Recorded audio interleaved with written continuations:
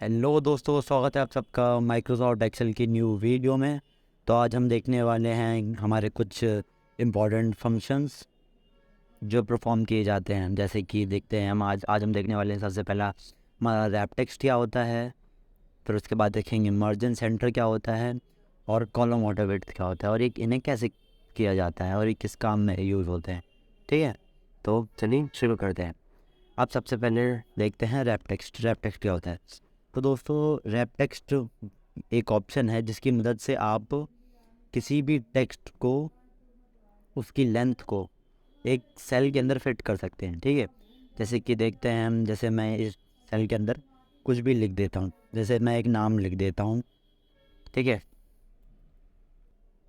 ये मैंने कुछ भी रैंडमली ऐसे किसी का नाम लिख दिया है। ठीक है, तो देखिए अब आप देखेंगे तो ये जो नाम है इस सेल के अंदर फिट नहीं आ रहा है, इस सेल से बाहर जा रहा है, ये एफ सेल के अंदर भी जा रहा है।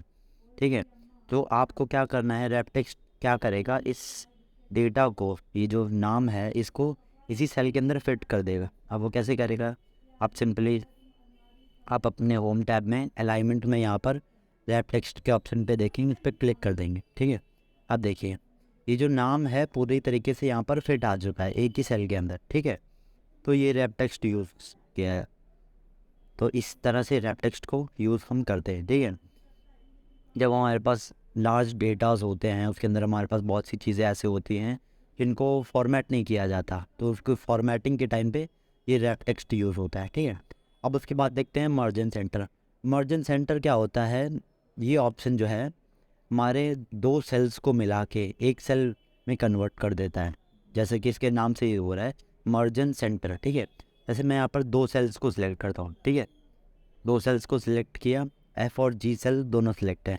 ठीक है, अब इसके बाद हम मर्जन सेंटर ऑप्शन पे गए, क्लिक किया उस पर। ठीक है, अब देखिए अब ये जो दोनों सेल मिला के एक सेल बन चुकी है, देखिए एफ़ और जी। ठीक है, अब मैं अगर बाहर किसी सेल में कुछ लिखूँगा तो देखिए इसकी लेंथ बाहर तक जा रही है। ठीक है, अब वहीं मैं इस सेल में वापस लिखूँगा अगर कुछ, अगर वो साइज़ सेम होगा इन दोनों सेल्स के मुकाबले में तो इसके अंदर फिट आएगा। जैसे मैं कुछ भी लिख देता हूँ, देखिए ये सेल के बाहर नहीं जा रहा है। ठीक है, ये एक ही सेल के अंदर वैल्यू है। ठीक है, मर्ज एंड सेंटर इस तरीके से यूज़ किया जाता है।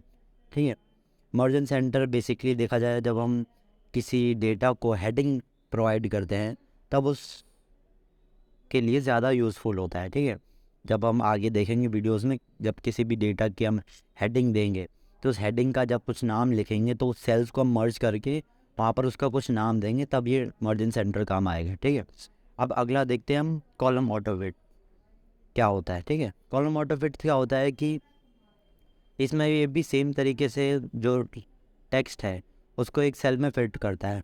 इसके दो तरीके से किया जा सकता है। ठीक है, एक शॉर्टकट की के थ्रू और एक मैनुअली। ठीक है, पहले हम मैनुअली देख लेते हैं। जैसे ठीक है, हम देख लेते हैं, ये हमने कुछ टेक्स्ट लिखा था कुछ भी रैंडमली, अभी देखिए सेल के बाहर जा रहा है। ठीक है, सी सेल से बाहर जा रहा है।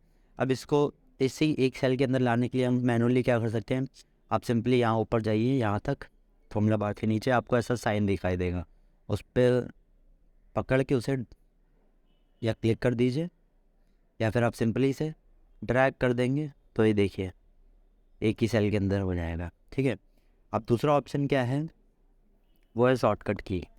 जैसे मैं फिर से कुछ लिख लेता हूँ, जैसे मैंने कुछ भी लिख लिया।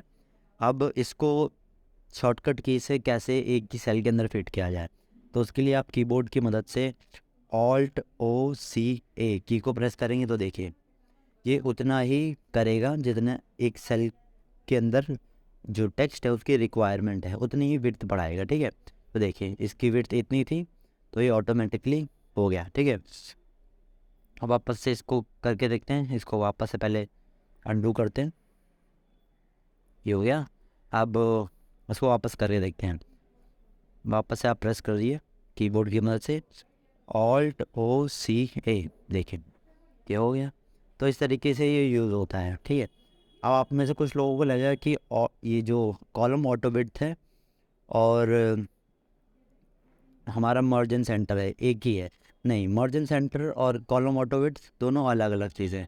मर्जन सेंटर ज़्यादातर हमारे हेडिंग देने के काम आएगा और जो कि हमारे कॉलम ऑटो विड्थ है ये किसी भी सेल के अंदर उस डेटा को उसके साइज़ के अकॉर्डिंगली, उसकी जो जितनी विड्थ होगी उसके अकॉर्डिंगली उसे फिट करेगा एक सेल के अंदर।